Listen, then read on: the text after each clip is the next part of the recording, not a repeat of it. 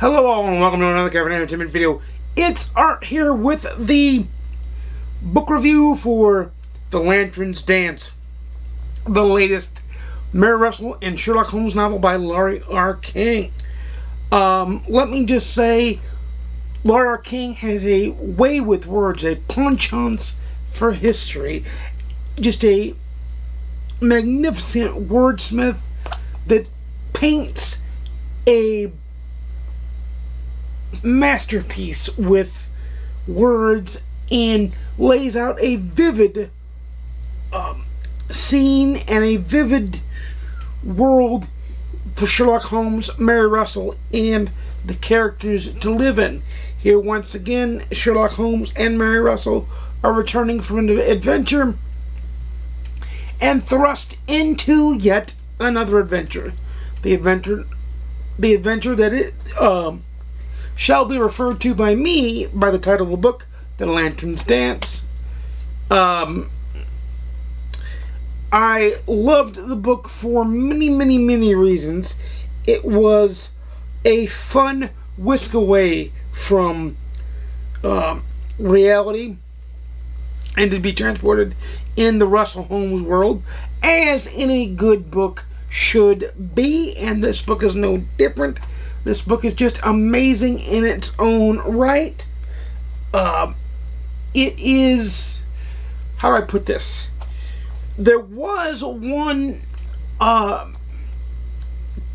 tiny slowdown flaw, I think, because the B plot, which merged very well with the A plot at the end, the ending was magnifique. It kind of ended abruptly though, but it was still magnifique, and you can still see that there are more Russell and Holmes mysteries yet to come. Hopefully we get one within the next year or two, because she's balancing two stories. But in this one deals more with Holmes.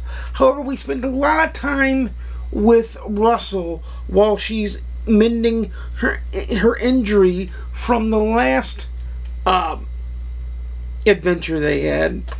And it's not, see, these parts to me, while they were going on, they seem slow because they didn't have the Holmesian action adventure intrigue nature about them, but they were building to something and layering to something that did pay off in the end. But however, if I was to dock this book for anything, it's that the Russell parts seemed a little bit drawn out and a little bit too slow, in my opinion. I feel like you could have melded them a little bit better and potentially told the story in such a way to make it enthralling, or as enthralling as the Holmes part of the story, because there is, for most of the book, Russell and Holmes are apart. Now that doesn't typically happen it happens in some of the Russell Holmes books, but typically they work together and they come together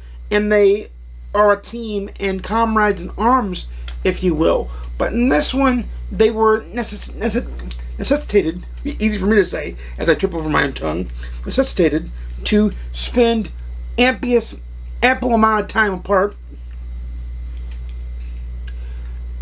because Holmes had to deal with something that was pressing and needed somebody that could be agile and mobile, where being kind of wounded, a lame duck if you will, Russell had to be the mind intrigue and had to take things slow and move slowly. And believe me, it did wear underneath her crawl, and I think Laurie R King did a wonderful job to show that Russell would have helped Holmes a lot faster. That there were even times that Holmes even said himself, this would go better if Russell was here.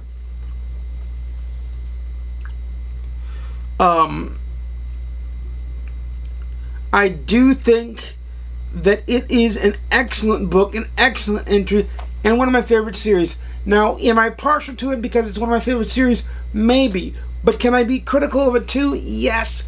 And I just don't think there's a lot to be critical of other than the B plot being, with Russell, being a little bit slower than the Holmes plot.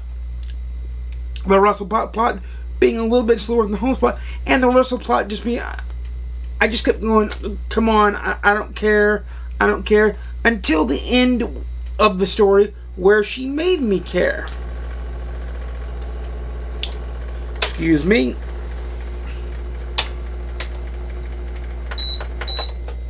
Take care of that problem.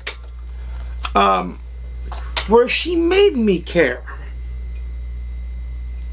She just simply made me care. She made it all make sense. She made the jigsaw puzzle fit together, to put it lightly.